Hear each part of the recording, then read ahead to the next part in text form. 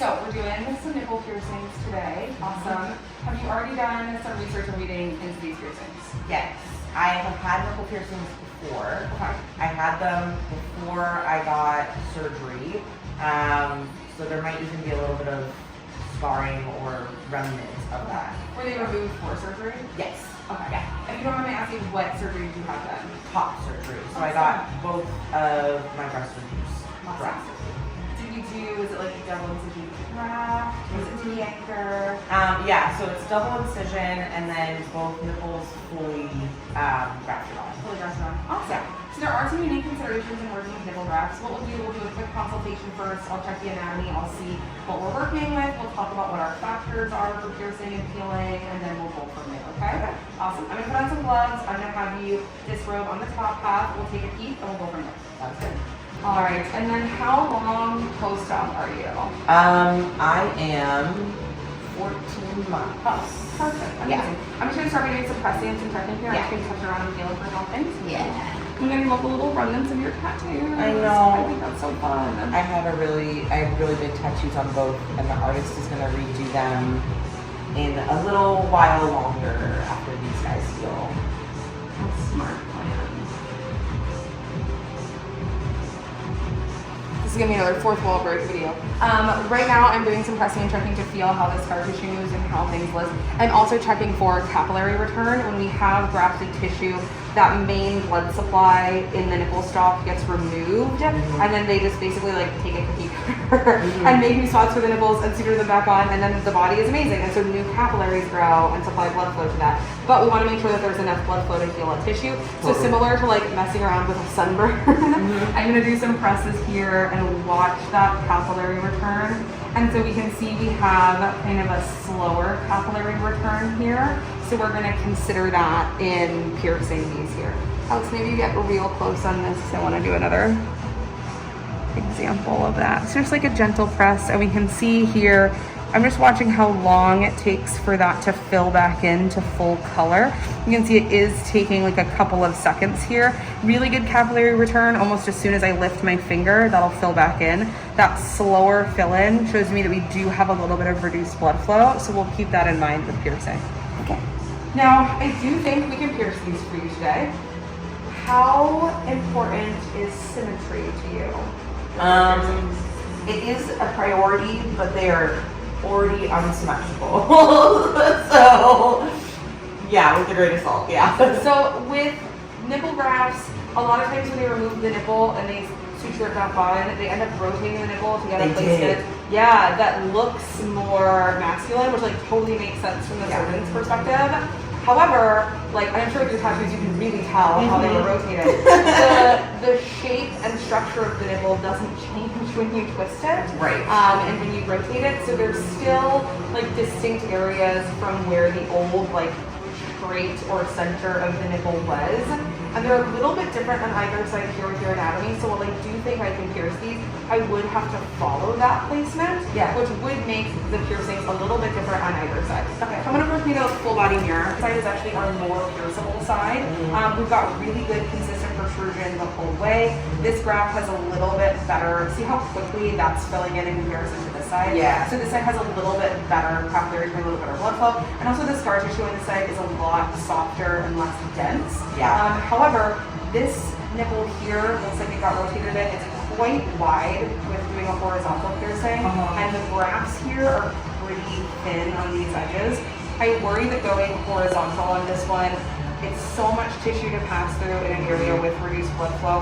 I don't love how thin the grafts are here. However, vertical feels awesome when I'm manipulating this tissue. Yeah. It lifts really perfectly. This is passing through a little bit less tissue, so I think it'll be an easier heal, and we have a lot more areola tissue remaining vertically, so that makes me feel a lot more comfortable with that angle. I think this is like perfect for vertical piercing. I'm also really biased. I don't get to do verticals super often. I do like once a month or every other month, and I think they're really freaking cool. Yeah. I've been saying for ages I really want somebody to feel a vertical nipple. I get the dagger jewelry for it. So That's pretty sick. that's pretty sick. It's so good. So I really think this one vertical would be perfect. And this one here, we have that little bit of reduced blood flow on, and the nipple itself is not as protrusive. Yeah. Vertical on this side is what's going to be going through the bulk of the nipple. However, I can kind of see where your old placement was, and I can see that this one was just rotated a bit this way. I actually think if we were to pierce this side, following that would be our best bet. So we would end up with one vertical and one at an angle like this. Would it be possible to angle this one at all so that they're both slightly angled?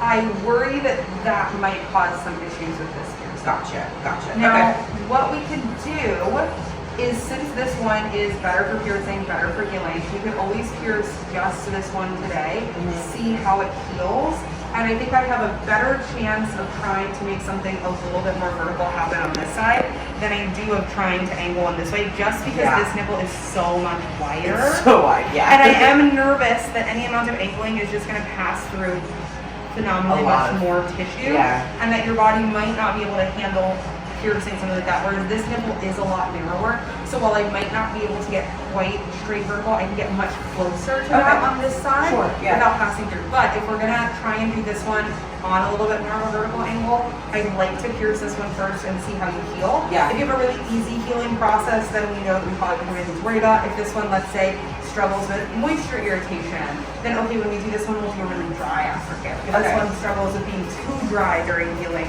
we know that we'll do, and that way this one can sort of be, we can use the better anatomy one as like the barometer for how we approach this one. Okay, yeah, that sounds good to me. Awesome. I like that idea. Perfect. This one's just a little funky. And I always like to be really intentional. I work slowly. I'm never in a rush. I'm never just gonna be like, oh my god, yeah, I do go to piercings. Did eat all your money today. I care more about your well-being and your wallet, and especially post-op surgery. We've already spent so much time, so much money, so much energy on getting our tests the way we want them to be. The last thing I want to do is mess that up over a piercing. And so realistically, usually once this one is about 6 months old, we'll have our answer on what our best approach for this side will be. So it'll only be about 6 months. So by like January, February, we can have you all symmetrical lined up. And that's kind of nice to decide to like sleep on, cuddle your partner on, and you still have an nipple to like have fun with. Yeah. Yeah, I think that sounds like a great idea. Awesome. We'll go with this one today. We'll wait on this one. We're gonna go with super basic jewelry, just plain, like titanium, plain beads. It's the easiest to pierce and heal with. And then we'll go from there. Okay. Awesome. Sounds good. Barbecue sauce on my face. I did just get that on video. It's part of the experience. Yeah. Well, I've told the little ones for years when we iodine their ears that it's ew, barbecue sauce, and it like makes them laugh during the cleaning process. Yeah. Like, the more you can distract a 6-year-old with laughter, the better. Yeah. So I already think of the iodine as barbecue sauce from that, and so now that is just like seared into my brain when I'm doing nipple piercing. Every single time I clean my brain, I'm just like barbecue sauce on my face. So how this process is going to go, I'm going to do some pressing and some packing with my tools. When I'm ready, I'm going to ask you for a nice big deep breath, and on the exhale, we pierce nice and smooth. Okay? I'm going to walk you through every step of the process, no surprises, but it's like faster than getting your drains out. Yeah. And I think that makes it a lot easier. That was so nasty. It's not my favorite. The grossest part.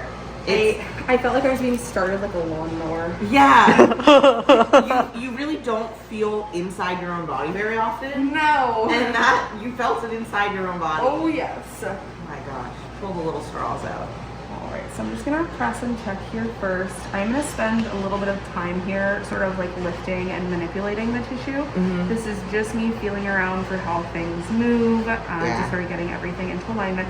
I like to let you know that, otherwise I'm just like holding your nipple for 45 seconds. It's a little bit weird. There's lots of little folds in there. There are, and like you do have some good movement to your nipple. Like there is, even though it does stay a little bit more protrusive, there are still some shifts in that protrusiveness. So I'm sort of getting it to its most protrusive point. And also just really feeling my last couple double checks here for like how that internal scar tissue feels in response to my manipulation. So I know how I want to brace it when I pierce it. Yeah, that makes sense. I'm a very measure twice, pierce once That's mentality. really the thing that makes the most sense. Yeah, you know, I think so too. You're gonna feel me getting things into alignment here. I'm not gonna surprise you. I'm gonna tell you when it's time for that breath. Okay.